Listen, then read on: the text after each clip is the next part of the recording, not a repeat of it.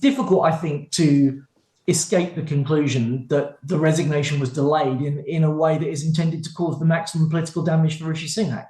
If she had resigned at the same time as others, we'd have had 4 by-elections on the same day rather than 3, whereas now this by-election is going to come probably in mid-October, I guess, after party conference, which Sunak will be hoping will be some kind of relaunch of his premiership.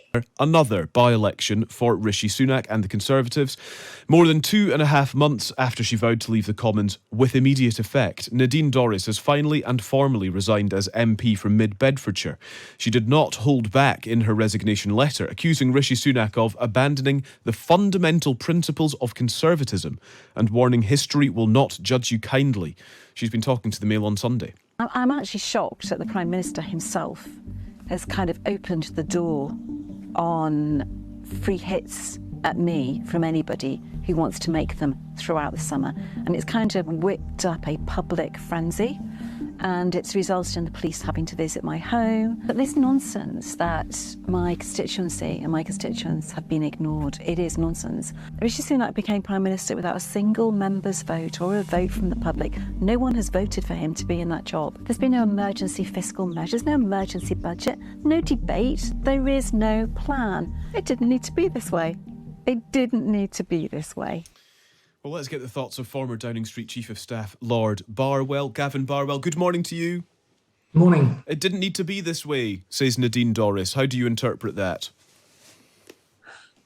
Well, I don't think it's a surprise that she's not a particularly fan of Rishi Sunak. As you say, the letter's not particularly complimentary about him. I think she's done the right thing in standing down. She claims she's still been doing some work for her constituency, her and her staff, but clearly she hasn't been doing the job fully in terms of attendance at Parliament and speaking in debates. I think that the criticism of the Prime Minister that he sort of whipped up this storm is absurd. Actually, most of the criticism that I've seen in the media about her has come from local town councils and the like in her constituency. Yeah. What about some of her criticisms then, Gavin, if I may put some of these to you, of Rishi Sunak, just to see if they hold any water as far as you're concerned. One of the questions she asks is, what exactly has been done or have you achieved? You hold the office of Prime Minister unelected without a single vote, not even from your own MPs. What can he point to as an achievement? So I think that the key thing that he's achieved so far is to stabilise the economic position from the Truss government that he took over from. It takes a certain degree of brass neck to attack the economic record of this government when Nadine served in the Truss government that, got economic policy so badly wrong. So many of the problems that Sunak is grappling with are ones that he's inherited either from Boris Johnson or from Liz Truss. The criticism she makes that I have the most sympathy with is probably the one in relation to the environment. I think there is a fairly widespread view in the party that although Rishi Sunak isn't hostile to net zero, he doesn't have the passion for it that Boris Johnson had. So that's one area where I think maybe she makes a valid point that people in number 10 ought to reflect on. But most of the criticisms about the political problems that the Conservative Party faces or the problems that the country as a whole faces, those difficulties stem from the periods when Boris Johnson and Liz Truss were leading the party, running the country, and Nadine Dorries was full square behind them. What do you make of the sort of approximately 10 weeks between her announcement to leave the Commons, or, that sort of vow, I suppose, to leave the Commons with immediate effect, and her actually resigning? What has been lost or gained in that 10 weeks as far as Nadine Dorries is concerned, as far as her constituents are concerned, and I think more, well, philosophically, if I may, but as far as democracy is concerned, in this weird 10-week, hiatus, really? It's clearly not ideal as far as her constituents are concerned, because even if she has been doing some elements of the job in the way that she claims, she clearly hasn't been a full active MP during that period. Look, it's difficult, I think, to escape the conclusion that the resignation was delayed in a way that is intended to cause the maximum political damage for Rishi Sunak.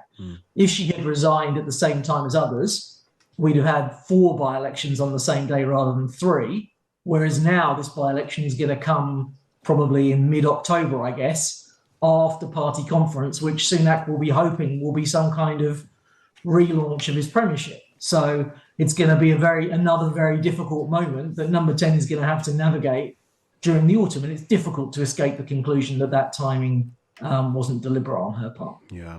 Is there anything, Gavin, in your experience, in your analysis, that could avoid this sort of slightly odd situation in future?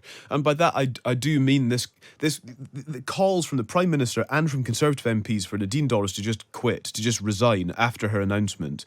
But there was no way to enforce that, no way to actually bring that to fruition. And so we did end up in this odd 10-week spell. Is that a symptom of a broken system in some way? Yeah, so Chris Bryant and others have been speculating about whether buried deep in the sort of parliamentary rules there was a way that Parliament could have brought this to a resolution if it had carried on much longer. But I do think it's something that Parliament should look at. If you're a local councillor and you go a certain period of time without attending any council meetings, then a by-election is triggered. So there are provisions there that ensure that if people stop doing the job, essentially, that people get a new representative in place. And I think maybe MPs need to go away and have a think about whether some kind of equivalent rule should be in play at national politics level as well. Yeah, that's a really interesting thought, actually. So, absence would build up to trigger a by-election. That is a fascinating one.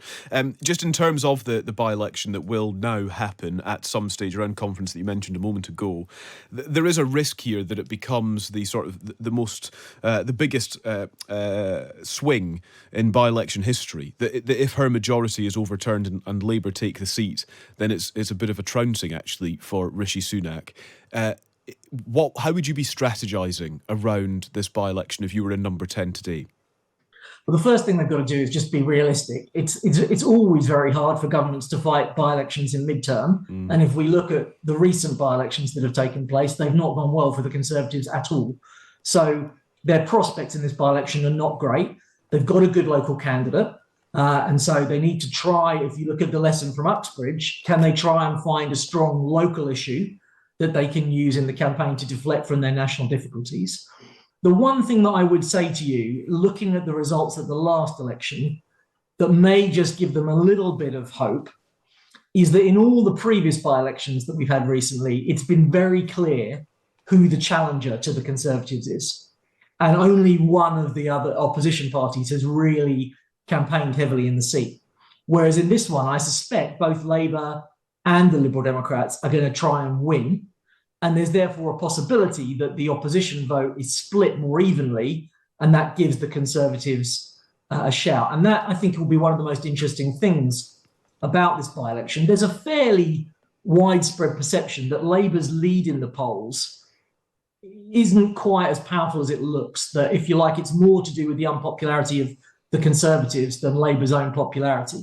And so if the Liberal Democrats can come from third place and overtake Labour in this seat, that would be quite revealing about actually how popular Labour and Keir Starmer are. We kind of know where the Conservatives are at the moment already. But that's one thing that they may be looking at and thinking that gives them a little bit of a better prospect than it may appear at first shot. Yeah. Thanks for your thoughts on Nadine Dorries, Gavin. I just want to ask you as well about Theresa May, if possible. I don't know if you've clocked your mention in the Sunday Times today in the interview with Theresa May. She mentioned you after her resignation speech, the only time that she ever displayed emotion publicly, observes Caroline Wheeler of the Sunday Times. Theresa May says, "It wasn't crying exactly, but when I gave my speech outside Number 10, my voice sort of cracked a bit. I went back into Number 10 and Gavin Barwell, who was my chief of staff, came out and said, 'Well done.'" Do you remember that interaction, Gavin? Yeah, I think I was a bit more forceful than that. So she was upset with herself for showing that emotion, and I had, throughout my whole time working for her, I tried to encourage her to show a bit more of herself. She's naturally quite a private person, so it's probably the only time I sort of lost my temper with her a little bit. I said to her, "Look, you shouldn't apologise. Nobody watching that is going to be surprised that you've reacted in that way."